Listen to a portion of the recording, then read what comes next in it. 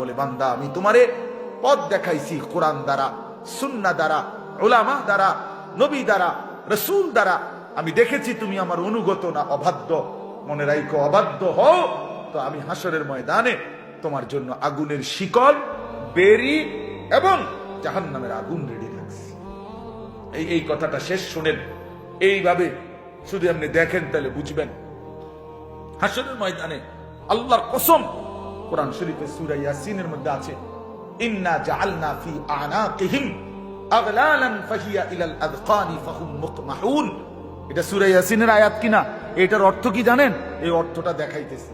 হাসরের ময়দানে নাফরমান পাপীকে ফেরেশতা এইভাবে দুই হাত পিছনের দিকে দিয়া বাইধা এই থুতনির নিচে এই অংশ দিয়ে এইভাবে ঠেলা দিয়া, ধাক্কা দিয়া, এইভাবে জাহান্নামের শিকল বেরি দিয়া বাইন্ধা দিবে। আল্লাহর কসম, এইটাই এই সূরা ইয়াসিনের এই আয়াতের অর্থ। এই বেঈমান আর লক্ষ কোটি বছরে কোনোদিন আর নিচের দিকেও চাইতে পারবে না, কারণ নিচের দিকে চাইবে কি দিয়ে? এটা দিয়ে তো ঠেলা দিয়ে রাখছে উপরের দিকে। এইটা অর্থ। ফাহুম মুকমাহুন, আর কোনোদিন চোখ নামাইতে পারবে না নিচের দিকে। হযরত আবু দারদা রাদিয়াল্লাহু তাআলা আনহু এক সাহাবী ছিলেন। উনি বলছেন, হে জাতি, হে উম্মত, হে নবীর উম্মত, আজকে হাত উঠাও, আজকে উপরের দিকে হাত উঠাও ইমানদার। এখন যদি হাত উঠাও তাহলে দুই হাত উঠাইলে নিয়ত বাঁধা হবে, নামাজ পড়া হবে, আখিরাতে জান্নাত মিলবে। নয়তো নাফরমান বেনামাজি, এই মনে রাখিস তোর দুই হাত ফেরেশতা উঠাবে। তুই তো উঠাইলি না, নিজে বেঈমান, তো ফেরেশতা তোর দুই হাত উঠাইয়া পিছন দিকে বাম দিয়া তোরে এমনে ধাক্কা দিয়া বাইধা দিবে, আর অনন্তকালের জন্য জাহান্নামে লাথি মাইরা ফেলায় দিবে। অপেক্ষা করো, অপেক্ষা করো। শেষ কথা, বেডি চাও, কোনো অসুবিধা নাই। মোবাইলে মানুষের বেডি দেখো, চরিত্র নষ্ট করে ফেলো, আখলাক বরবাদ করে ফেলো, দেখবে একদিন দেখতে দেখতে কবরে চলে যাবে। এই হাসি থাকবে না, এই রঙে রসের দুনিয়া থাকবে না, আমারও না আপনারও। ঠিক কিনা বলে? খালাস, চলেন আমরা ফিরতে চেষ্টা করি, নিজেকে বদলাই, আখিরাতের ফিকির করি, কবরের ফিকির করি। যুবকেরাও, বয়স্করাও, নারীরাও, পুরুষরাও বলেন ইনশাআল্লাহ। 30 নম্বর পারা, কোরআনুল কারীমের 101 নম্বর সূরা। সূরাটির নাম হচ্ছে আল কারিআহ। এই সূরাটা তেলাওয়াত করেছি ইনশাআল্লাহ। এই ছোট্ট সূরাটি অল্প একটু সময়ের মধ্যে আপনাদের সামনে সংক্ষিপ্ত তর্জমা এবং সামান্য কিছু কথা আরজ করতে চাই। আল্লাহ তাআলা আমাদেরকে তৌফিক দান করেন।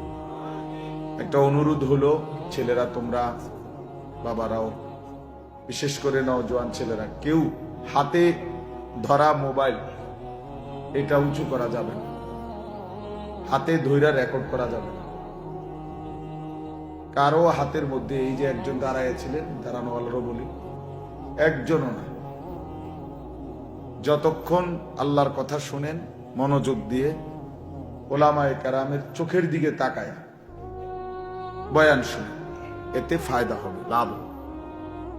আর নাই তো চলে গেলে ভালো, না শুনলেই ভালো, কিন্তু মনোযোগ জরুরি। মনোযোগের মাধ্যমে পরিবর্তন হয়, জীবনে বিবেক জাগে, অনুভূতি জাগে, নিজের ভিতরে অনুভূতি আসে। ওয়াহদি ইলাইহি মান ইউনীব, আল্লাহ তাআলা বলেন, যে আল্লাহর দিকে ঝুঁকে আসে আল্লাহ তার চাইতে এগিয়ে হেদায়েত দিয়ে দেয়। তাহলে ঝুঁকতে হয় মানে আগ্রহ দেখাইতে হয়, নিজের মধ্যে গ্রহণ করার মানসিকতা থাকতে হয়। আপনি যদি মনে করেন আই ফাইতাম না, যত কথা এখন আই ফাইতাম, তো তো হইছে, সারছে, আমি তো ফাইতেন না, আর আপনার বলে লাভ কি? অথচ এইমাত্র শুনছেন যে আমাদের মুফতি মাসুম ভাই, এই যে মাত্র যিনি অল্প একটু কথা বললেন, এইটা আপনারা শুনছেন যে আল্লাহ তাআলা প্রত্যেকটা মানুষকে আল্লাহকে মানার পুরা যোগ্যতা দিয়েই পৃথিবীতে পাঠায়। কুল্লু মাউলুদিন ইউলাদু আলাল ফিতরা। কোরআন শরীফে আছে ফাআকিম ওয়াজহাকা লিদ-দীনি হানিফা ফিতরাতাল্লাহিল্লাতী ফাতারান নাসা আলাইহা। এই যে এই কথার অর্থ এটা, আল্লাহ বলেন সকলেই প্রত্যেকে নিজেকে পুরা একনিষ্ঠভাবে দ্বীনের দিকেই ফিরে রাখো, দ্বীনের উপরেই চলো। এরপরে আল্লাহ তাআলা বলেন যে আল্লাহ তাআলা মানুষকে ফিতরাত মানে সৃষ্টিগতভাবেই আল্লাহকে মানার যোগ্যতা দিয়েই বানিয়েছেন। লা তাবদীলা লিখালকিল্লাহ, এই যোগ্যতাটা আল্লাহ তাআলা কখনোই নষ্ট করে না। এজন্য মানুষকে আল্লাহ তাআলা ইবাদতের যোগ্যতা কখনোই রহিত করে না। যত নাফরমানি করুক আল্লাহ অপেক্ষায় থাকে, যদি কোনোদিন আমার বান্দা তওবা করে, যদি কোনোদিন আমার বান্দা ফিরে আসে। 30 বছর সেজদা দাও না, তো ঠিক আছে, আর সেজদা দেওয়ার যোগ্যতাই দিলাম না, এটা যোগ্যতাটাই নষ্ট করে দিলাম না, এমন করে না। তার মানে বান্দাকে আল্লাহ তাআলা শেষ মুহূর্ত পর্যন্ত আল্লাহকে মানার যোগ্যতা দিয়ে রাখছে, এবং আল্লাহ তাআলা শেষ মুহূর্ত পর্যন্ত তওবার সুযোগ দিয়ে রাখছে। ইন্নাল্লাহা ইয়াকবালু তাওবাতাল আবদি মা লাম ইউগারগির। রাসূলুল্লাহ সাল্লাল্লাহু আলাইহি ওয়াসাল্লাম বলেন, নিশ্চয়ই আল্লাহ তাআলা বান্দার তওবা কবুল করেন মা লাম ইউগারগির, মৃত্যুর শেষ যেই নিঃশ্বাস গরগরা ওইটার আসার আগ পর্যন্ত, ওইটা আসার আগ পর্যন্ত। তাহলে এই জন্য এই কথাটা জরুরি যে আমরা বুঝার নিয়ত থাকলে, গ্রহণ করার নিয়ত থাকলে তাহলে সম্ভব, এটা সম্ভব। আর দ্বীন ইউসরুন, দ্বীন সহজ, নবীজি বলছেন। তবে কার জন্য? লিমান আমিলা বিহা, যে সিদ্ধান্ত নেয় আমল করবে, সে তার জন্য এটা সহজ। আমি যদি সিদ্ধান্ত নেই যে আমাকে ফজরের নামাজ পড়তেই হবে, এছাড়া আমার কোনো উপায় নেই, তাহলে সহজ। আর যদি সে সিদ্ধান্ত নেয় তার ভিতরে কোনো মানসিকতাই না থাকে, তো তার জন্য কখনোই সম্ভব না। এজন্য মানুষের প্রতিটা কাজের পরিকল্পনা, এই পৃথিবীর যে কোনো বিষয় মানুষের দিলে আগে আসে, এটাই সিস্টেম। মানুষ অন্তরে আগে আসে, এটা ভাত খাবো, নাস্তা করবো, এখন বাইরে যাব, এটা করবো, ব্যবসা করবো, ওই করবো, সেই করবো, যাই বল, তো মানুষ তার অন্তরে আগে এটা আসে, এরপরে এটা কর্মে পরিণত করে। এই জন্য মানুষের দিলের মধ্যে যদি কেউ সিদ্ধান্ত নেয় আমি আল্লাহর হুকুম মানবো, গুনাহ ছাড়বো, সম্ভব, 100 সম্ভব। সারা পৃথিবী ল্যাংটা হয়ে যাক, কোন নারী যদি চিন্তা করে এই পর্দানসীন থাকবে, 100 বার সম্ভব। সারা পৃথিবী হারাম খোর হোক, কেউ যদি সিদ্ধান্ত নেয় আমি হারাম খাবো না, তার জন্য সম্ভব। অসম্ভব হইলে তাকলিফ মালা ইউতাকু হবে, আল্লাহ পাক বান্দার উপরে অসম্ভব বিষয় চাপায় দিছেন, এই কথা আসবে। আর এটা আল্লাহ তাআলার জন্য বলা কখনোই শোভা পায় না। আল্লাহ তাআলা কোরআনুল কারীমের মধ্যে স্পষ্ট বলছেন, লা ইউকাল্লিফুল্লাহু নাফসান ইল্লা উসআহা, কাউকে আল্লাহ তাআলা তার সাধ্যের অতিরিক্ত কিছুই চাপাইয়া দেন না, চাপাইয়া দেন না। আল্লাহ তাআলা কোরআনুল কারীমের মধ্যে বলছেন, ইন্নাল্লাহা লা ইয়াযলিমু মিসকালা যাররাহ, নিশ্চয়ই আল্লাহ তাআলা এক বিন্দু, এক যাররা জুলুম করেন না। এটা হতেই পারে না যে হুজুর আমার পক্ষে এই হুকুম পালন করা অসম্ভব, এটা কোনো কথা না। এটা মুসলমানের কথা হইতে পারে না, এমনকি এটা কোনো মানুষের কথা হইতে পারে। এটা বলতে পারে একমাত্র সে যে মূলত নিজেকে বুঝছে যে আমি হলাম একটা ছাগল, আমি মূলত একটা ছাগল। এই জন্য আমি যেহেতু ছাগল, আমি যেহেতু গরু ছাগল, এই জন্য আমার পক্ষে আল্লাহর বিধান মানা সম্ভব না। কিন্তু মানুষ যদি হয় সে, তার জন্য আল্লাহর প্রতিটা হুকুম মানা সম্ভব। কথা বুঝছেন কিনা বল? এই কথা বলা যাবে না। এই জন্য বাপ, এটা জরুরি, আন্তরিকতা থাকতে হয়, গ্রহণ করার মানসিকতা থাকে। অনেক বয়স্ক মানুষ আছে, হুজুর আর যত কথাই কোন আর হইতো না, কইছেন ভালো, ঠিক বুঝি আমরা দরকার, কোরআন শরীফ শুদ্ধ করান দরকার, সূরা কেরাত ঠিক করণ দরকার, কথা ঠিক ওই তো না ওনার এই বয়স নেই। বাহ বাবা ফয়সালা দিয়ে ফেলছেন, অনবেলার এই বয়স নেই। কিন্তু যদি আপনি বলেন আর 2 টুকরা গোস্ত লইবেন নি, লইব। আর একটু জুল দেখ, জুল দাও, জুল দাও। ডাল দেখ, ডাল দাও।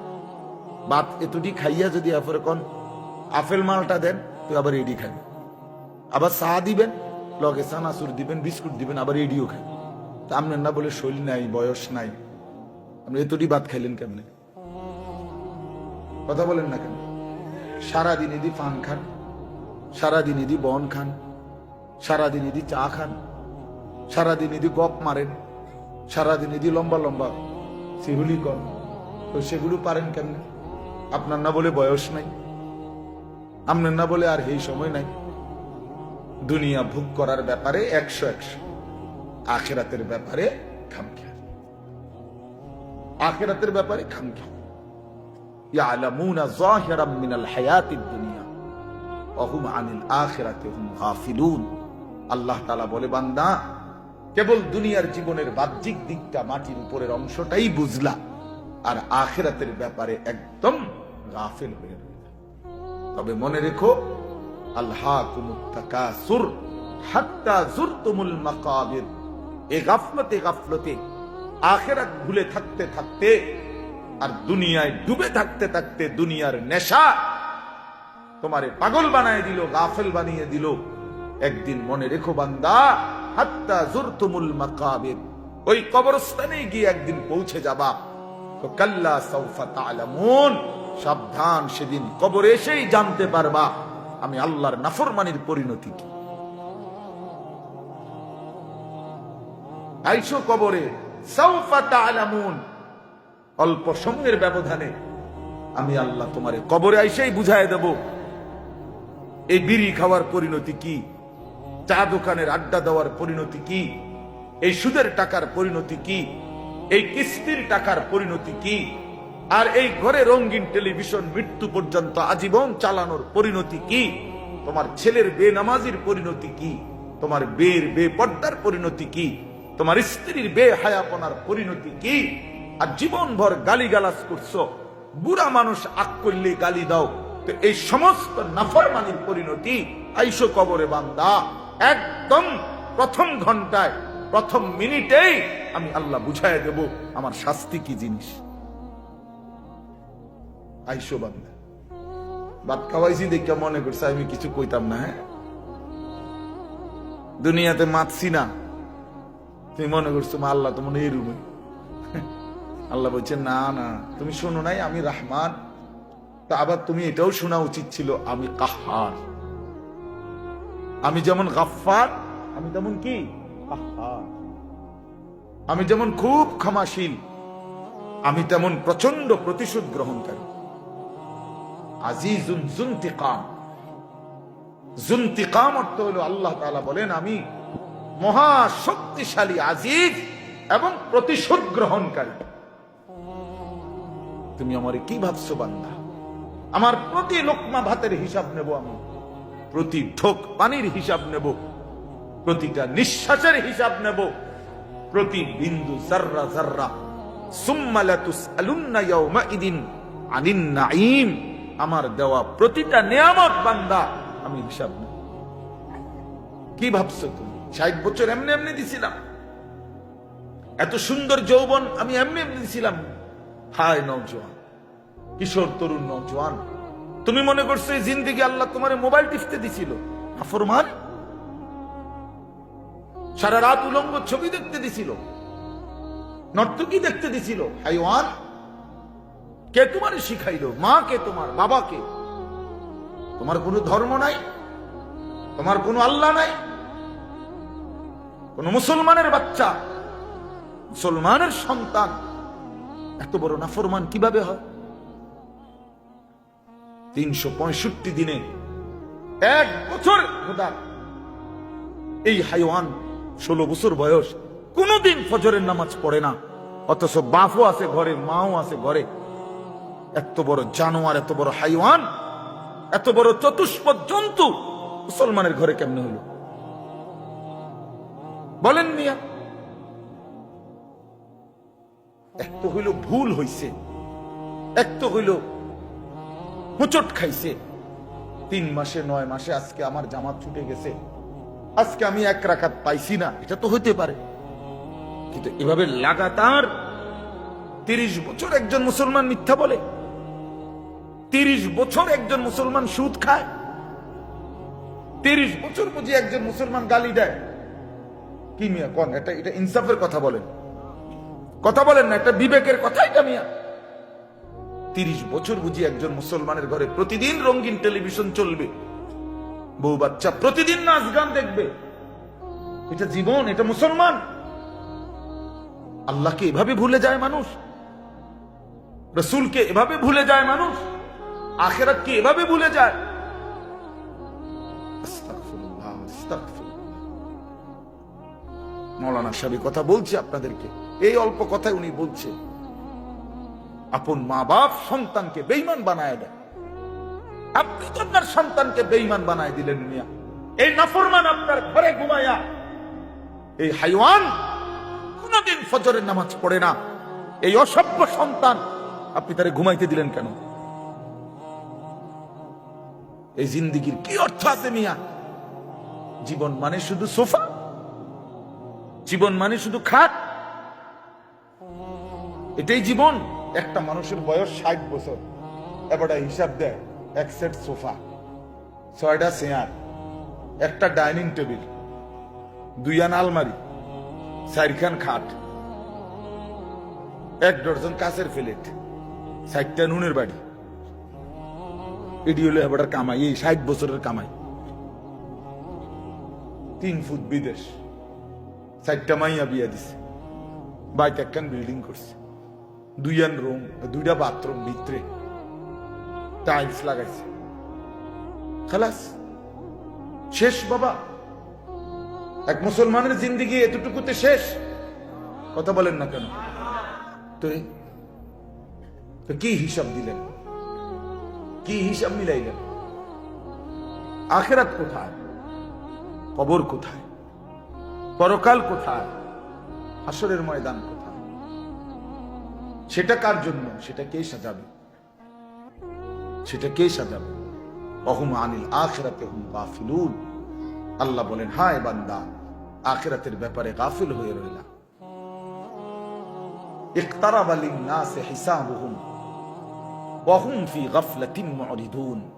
আল্লাহ বলে, বান্দা, হিসাবের সময় তো একদম ঘনিয়ে গেল, কাছায় গেল, আজও তো তুমি আমি আল্লাহ থেকে বিমুখ হয়ে গাফিল হয়ে রইলা। অথচ কিয়ামত তো খুব কাছাকাছি। আচ্ছা, কিয়ামত নালে আরো দেরিতে হইব, কিন্তু আপনি মরে গেলে তো আপনার কিয়ামত, আখিরাত শুরু। আমার পরে নইলে পৃথিবী একবারে, মনে করেন আমি মরে যাওয়ার পরে পৃথিবীর সব মানুষ চাঁদের দেশে গেছে গা, আধুনিক হইয়া, সবার বাসা বাড়ি এখন চাঁদের দেশে, তো আমার কি লাভ? কথা বুঝছেননি আমার কথা? আমার কি লাভ? বাকি মানুষ বুঝছি আমি একের মঙ্গল গ্রহে গেছে গা, যাক না, আমার ফায়দা কি? আমার বাপ এই জন্য হিসাব করা। আল কাইয়িসু মান দানা নাফসাহু। নবী সাল্লাল্লাহু আলাইহি ওয়াসাল্লাম বলেন, বুদ্ধিমান সে যে নিজের হিসাব করে। মান দানা নাফসাহু, যে নিজের হিসাব করে। ওয়া আমিলা লিমা বাদাল মাউত, এবং মৃত্যু পরবর্তীর জন্য আমল করে। মৃত্যু পরবর্তীর জন্য আমল করে, আখিরাতের ফিকির করে, সে বুদ্ধি। আল্লাহর কসম বাপ, দুনিয়া আপনি যেদূর পারেন এদূর করে যান, এর বেশি দরকার নাই। আপনার পরে বাকিরা আবার করুন, আপনার পরে আপনার ফ্যামিলি থামবে না। আমার দাদা মরার পরে আমার বাপে কামাই রোজগারি বন্ধ করে না। আমার বাপ মারা গেছে আজকে 9 বছর আগে, তো বাবার মৃত্যুর পরে আমরা রোজগার বন্ধ করে দিছি, তো পৃথিবী তো বন্ধ হয় না। দুনিয়া 3 পুরুষ মিলাইয়াও সাজাইতে পারে বাড়ি। দাদায় বাড়ির ভিট বাঁধা গেছে, বাপে মনে করেন ছাদ দিয়া গেছে 1 তালার, তো এরপরে ফুতে আইসা হয়তো চারিদিকে ওয়াল টোয়াল উঠাইয়া আস্তর কইরা টাইলস টুইলস লাগাইয়া রোম টোম ঠিক কইরা এখন থাকে, এমন হইতে পারে না? তাহলে দুনিয়া এই ঘর 3 পুরুষ মিলাইয়া সাজাইছে, এটা হতে পারে দাদা বাপ পুত। কিন্তু আল্লাহর কসম, কবর নামের ওই ঘর যেটা মাটির নিচে, এটা আপনারটা যদি আপনি না সাজান, তা আপনার ছেলে আপনার নাতি কিয়ামত পর্যন্ত আর কেউ সাজায় দিতে পারবে না। আমার আব্বা ইন্তেকালের সময় আমরা 5 ভাইয়ের কোনো ঘর ছিল না, একটা ঘরও না আমাদের ছিল। আমরা একটা সরকারি বাসায় থাকতাম, কুমিল্লা শহরে ঠাকুরপাড়া, সরকারি লিজের বাসা, সরকারি ট্যাক্স দেওয়া বাসা। এখন এটা ফেরত দিয়ে দিছি, 9 বছরের মাথায় সরকারের ঘর সরকারে দিয়ে দিছি, স্বেচ্ছায় নিজেরা অফিসে গিয়ে দিয়ে ধরেন আমি ঘর লাগতো। 9 বছরের ব্যবধানে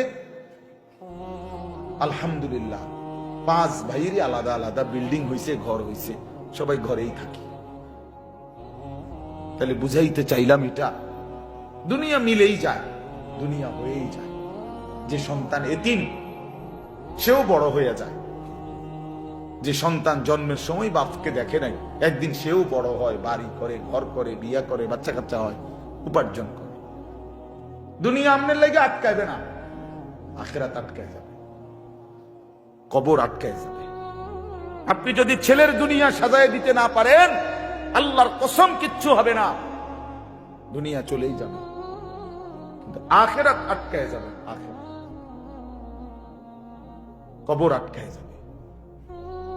আখিরাত সাজাইতে হয়, আখিরাত বানাইতে হয়, আখিরাত গড়ে নিতে হয় নিজেরও সন্তানের। এই জন্য আল্লাহ তাআলা বলছেন, ইয়া আইয়ুহাল্লাযীনা আমানু কু আনফুসাকুম ওয়া আহলিকুম নারা, হে ঈমানদারগণ, নিজেকে এবং নিজের পরিবারের সদস্যদেরকে জাহান্নামের আগুন থেকে বাঁচাও। এটা দায়িত্ব, এটা কি দায়িত্ব। ছেলেটা খাটে না ঘুমাক, প্রয়োজনে মাটিতে ঘুমাক, কিন্তু আল্লাহকে সেজদা করতে হবে। আমাদের কওমি মাদ্রাসার লক্ষ লক্ষ ছাত্র সারা পৃথিবীতে মাটিতেই তো আমরা ঘুমাই।